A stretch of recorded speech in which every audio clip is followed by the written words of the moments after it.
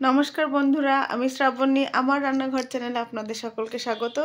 আজকের রেসিপি হলো শুকরের মাংস। তো চলুন শুরু করি আজকের ভিডিও।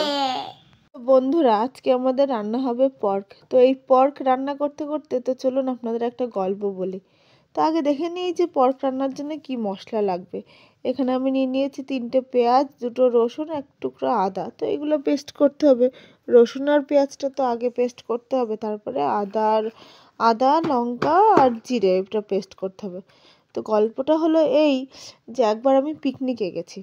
পিকনিকে গেলে তো শুকরের মাংস সচরাচর অনেকেই খায় না, শুনলে একটু কেমন কেমন করে। ইনফ্যাক্ট আমার ফ্যামিলি মানে আমার বাপের বাড়ির লোকই খায় না। আমার শ্বশুর বাড়ি এসেই আমার হচ্ছে শুকরের মাংস খাওয়া। তো এখানে আমি লঙ্কা নিয়েছি 15-16টা লঙ্কা। তো আপনাদের স্বাদ মতো লঙ্কা নিয়ে নেবেন। 4 চামচ জিরে আর আদা, তো এইটুকু পেস্ট করে নিলাম। তো এবার হচ্ছে পিকনিকে গিয়ে একজন শুনেছে যে আমরা শুকরের মাংস খাই, তো তাদের বাড়ি খায় না। আচ্ছা, এখানে আমি মাংসটা কিন্তু হলুদ দিয়ে ম্যারিনেট করে নিলাম। আমি এখানে মাংসটাকে হলুদ দিয়ে ম্যারিনেট করে মিনিমাম 10 থেকে 15 মিনিট রেখে দেবো, তাহলে মাংস থেকে একটা ভোটকা গন্ধ বেরিয়ে যাবে। যেহেতু শুকরের মাংস গলতে অনেক সময় লাগে, সেই জন্য আমি এখানে জল গরম নিয়ে নিয়েছি। জল গরমে মাংসটা তাড়াতাড়ি গলবে। তো চলুন বন্ধুরা, কড়াই বসিয়ে দিই এবং কড়াইতে আলু ভাজতে ভাজতে আপনাদের সাথে গল্পটা শুরু করি। একজন হলো আমার মেয়ের স্যার, যিনি শুকরের মাংস খেতে পছন্দ করেন, কিন্তু বাড়িতে না খাওয়ার কারণে তিনি খেতে পারেন না আর কি। আগে খেতেন কিন্তু বাড়িতে খায় না, সেহেতু উনি খান না। তা আমি তাকে বলেছিলাম যে আমি একবার তাকে রান্না করে খাওয়াবো। তো রান্না করে খাওয়াবো বলেই রেখেছি, কিন্তু সে বলে আমি কোনোভাবে ভুলে গেছি যে স্যারকে খাওয়াবো বলেছি, তো আমার তো মনে নেই। তো স্যার তো এদিকে আশা করে আছেন যে আমি তাকে শুকরের মাংস রান্না করে খাবো। তারপরে কয়েক সপ্তাহ পর স্যার আমাকে মনে করে দিয়েছে যে আপনি যে বললেন আমাকে শুকরের মাংস খাওয়াবেন, সে তো খাওয়ালেন না। ওমা! তারপরে আমার মনে পড়েছে যা, স্যারকে তো খাওয়াতে হবে। তো আজকের রান্না মূলত সেই স্যারের জন্যই। তো সেজন্য আমি ভিডিও করছি, তো আপনারাও সাথে থাকুন, দেখুন।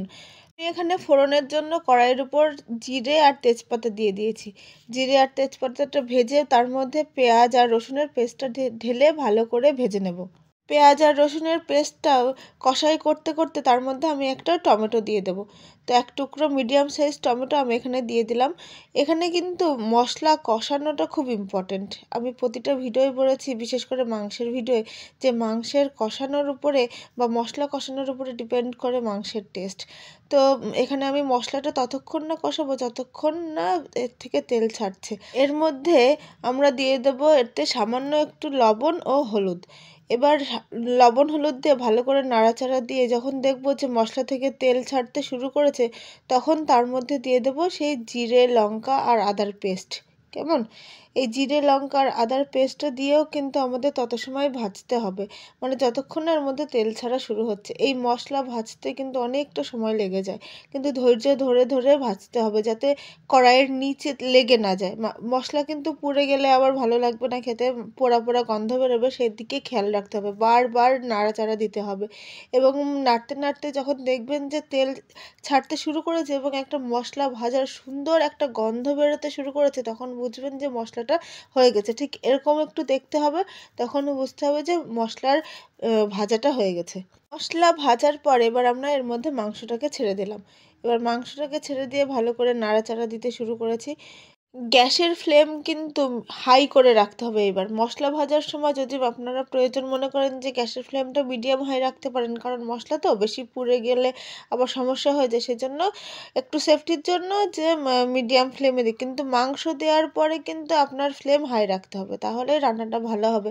তো এখানে আমি দিয়ে দিলাম 3 চামচ মতো লবণ এবং হলুদ। লবণ আপনারা স্বাদ মতোই দেবেন, আমি যতটা দিচ্ছি তার থেকে কম বেশিও হতে পারে। লবণ স্বাদ মতো দেওয়া এবং হলুদ দেওয়ার পরে আমরা এবার ভালো করে নাড়াচাড়া দিতে শুরু করেছি। এবার এর মধ্যে একটু দিয়ে দেবো জল। বন্ধুরা, মাংস কষানোটা খুব ইম্পর্ট্যান্ট। এই কষানোর জন্য জল আপনাকে দিতেই হবে। মাংস থেকে যতটুকু জল গলবে তাতে হবে না, কিন্তু একটু জল দিলে ভালো হয়, মাংসটা ভালো কষে। কারণ শুকরের মাংস তো একটু শক্ত হয়, গলাতে খুবই প্রবলেম হয়, সেজন্য জল দিয়ে মানে কষানোর সময় যতটা গলানো যায়। এক্ষেত্রে আপনারা যদি গরম জল ব্যবহার করেন সেক্ষেত্রে আরও ভালো হয়। মানে যখন এমনিতে গরম জল দিতেই হবে, তারপরে কষানোর সময় যেটুকু জল দিচ্ছেন সেটুকু যদি গরম জল দেন তাহলে ভালো হবে। শুধু গরম জল দিলেই হবে না, কিন্তু মাংসটাকে বারবার ঢাকা দিয়ে রান্না করতে হবে এবং খেয়াল রাখতে হবে যাতে মাংসটা কিন্তু তলে না লেগে যায়। আমার এখানে জলের পরিমাণ একটু কম মনে হয়েছিল, সেই কারণে আমি আরেকটু জল দিয়ে দিয়েছি এখানে। তো আপনারা আপনাদের সুবিধা মতো জল দিতেই পারেন। তো আমি এখানে জল দিয়ে বারবার ঢাকা দিয়েই নাড়া দেবো, কারণ তলে যাতে না লেগে যায় এবং মাংসটা যাতে তলা থেকে না ধরে যায়, তাহলে কিন্তু মাংসটা খাওয়া যাবে না। তো এইভাবে আমরা বারবার ঢাকা দেবো, নাড়া দেবো এবং আবার ঢাকা দেবো। এইভাবেই প্রসেসটা চলবে। শূকরের মাংস কিন্তু কষানোটাও যেমন জরুরি, সেদ্ধ হওয়াটাও সেরকম জরুরি। সেক্ষেত্রে আমরা অনেক সাবধান হয়ে মাংসটা রান্না করব। কারণ শূকরের মাংস যতটা খেতে ভালো লাগে সেরকম যদি রান্না না হয় তাহলে একদম আমরা খেতে পারবো না। মাংসটা কিছুটা কষানো হয়ে যাওয়ার পরে বা সেদ্ধ হওয়ার পরে, সামান্য সেদ্ধ হওয়ার পরে আমি এখানে আলু দিয়ে দিলাম। আলু আগের থেকে দিলাম না এই কারণে যে মাংসের সাথে সাথে যদি আলুও দিয়ে দিই তাহলে আলু একদম ঘেটে হয়ে যাবে। সেই কারণে আমি কিছুটা পরে মাংস দিলাম। তো এখানে ঝোল অনেকটা শুকিয়ে এসছে, মাংস অনেকটা কষে এসছে। আর আমি এখানে দিয়ে দিলাম চুই। এই চুই জিনিসটা কিন্তু খুবই ইম্পর্ট্যান্ট, মানে ইম্পর্ট্যান্ট আমাদের স্বাস্থ্যের জন্য। আমরা অনেকে পাই না, না পাওয়ার কারণে খেতে পারি না, কিন্তু চুই আমাদের শরীরের বিভিন্ন ব্যথা উপশমে ভীষণভাবে উপকারী। চুই খাওয়া উচিত, আর একটা মাংস অন্যরকম একটা ফ্লেভারও নিয়ে আসে। তো আমার এখানে মাংস কষানো প্রায় হয়েই এসছে। এবার আমি এখানে গরম জল দিয়ে দিলাম। জল আমি দিয়ে দিলাম আমার প্রয়োজন মতো। আপনারাও একটু বুঝে দিয়ে দেবেন, কারণ মাংসটা গলার উপরে ডিপেন্ড করছে, কোন মাংস কেমন গলবে তার উপরে ডিপেন্ড করছে। মাংস যদি মনে করেন যে কষানোর সময় কিছুটা গলে গেছে তাহলে জল মোটামুটি দিলেও হবে, আবার যদি মনে করেন যে না গলেনি তাহলে কিন্তু কড়াই ভরেই জল দিতে হবে, কারণ মাংস না গললে আপনারা খেতেই পারবেন না। তো আমি এখানে কড়াই ভরেই জল দিলাম, কারণ আমার মাংস এখনও গলেনি। দিয়ে তারপরে আমি ঢাকনা দিলাম। টক দই দিয়ে দিলে কিন্তু এখানে মাংস মানে আগে থেকেই গলে যেত এবং এতটা জল দেওয়ার প্রয়োজন হতো না, এবং টক দই দিয়ে রান্না করার প্রসেসটা আরও সহজ, আগে থেকে ম্যারিনেট করে রাখতে হয়। তো বন্ধুরা, টক দই দিয়ে আমার আগে একটা ভিডিও বানানো আছে শূকরের মাংস, এবং সেটাতে আপনাদের প্রচুর রেসপন্স আমি পেয়েছি। আপনাদের যদি মনে হয় যে সহজ পদ্ধতিতে কী করে শূকরের মাংস রান্না করবেন আরও সহজ পদ্ধতিতে, তো আপনারা সেই ভিডিওটা দেখে নিতে পারেন।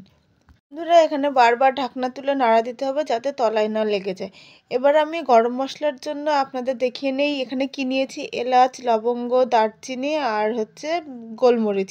তো আমি এটা শিলে বেটে নিয়েছি। শিলে বেটে এটা লাস্টে দেবো, এখন না, যখন মাংস নামাবো তার কিছুক্ষণ আগে বা সেই সময় দিয়ে দেবো, কারণ গরম মশলা দিয়ে আমি বেশি সময় রাখবো না। তো ওখানে দেখতে পাচ্ছেন যে আমার মাংস গলেই এসেছে। এবার প্রয়োজন মতো ঝোল কমিয়ে আপনারা আপনাদের সুবিধা মতো নামিয়ে নেবেন। এখানে কিন্তু একটা কথা বলে রাখি, শূকরের মাংস রান্না করতে কিন্তু অনেক সময় লাগে, অনেক ধৈর্য ধরে রান্না করতে হয়, মানে মিনিমাম 1 ঘন্টা তো লাগেই রান্না করতে, তার সাথে কাটা বাছা আলাদা সময়। তো এখানে সেই সময় ধরে আপনাকে রান্না করতে হবে, ধৈর্য ধরে রান্না করতে হবে, তাহলে মাংসের স্বাদটা বুঝতে পারবেন। আমি এখানে চুইগুলো একটু চেপে চেপে দিচ্ছি, যার কারণে চুইয়ের ফ্লেভারটা ঝোলের সাথে মিশে যাবে। তো আমার তরকারি হয়ে এসেছে, এবার আমি গরম মশলা এর মধ্যে দিয়ে দেবো। তো গরম মশলা দেওয়ার পরে কিন্তু আমি বেশি সময় রাখবো না, একটুখানি নাড়াচাড়া দেওয়ার পরে মাংসটাকে নামিয়ে নেব। তো চলুন বন্ধুরা, এবার মাংসটা নামানোর পরে কেমন হয়েছে সেটা আপনাদেরকে দেখাই। বন্ধুরা, দেখতেই পাচ্ছেন যে আমি এখানে শুধুমাত্র ঘরের মশলা ব্যবহার করে কত সুন্দরভাবে মাংসটাকে আমি রান্না করলাম, এবং আমাদের বাড়ির সবাই আমার হাতের মাংসের রান্না সবাই পছন্দ করে এবং ভালোবাসে। তো দেখুন কতটা জুসি, কতটা স্পাইসি দেখাচ্ছে, খুবই সুন্দর লাগছে দেখতে। তো আপনারাও বাড়িতে ট্রাই করুন। তো বন্ধুরা, কেমন লাগলো আজকের ভিডিও জানাতে ভুলবেন না। যদি ভালো লেগে থাকে তাহলে লাইক, শেয়ার অ্যান্ড সাবস্ক্রাইব। আর পরবর্তী ভিডিও না আসা পর্যন্ত জয় শ্রীকৃষ্ণ। ততক্ষণে সবাই ভালো থাকবেন, সুস্থ থাকবেন।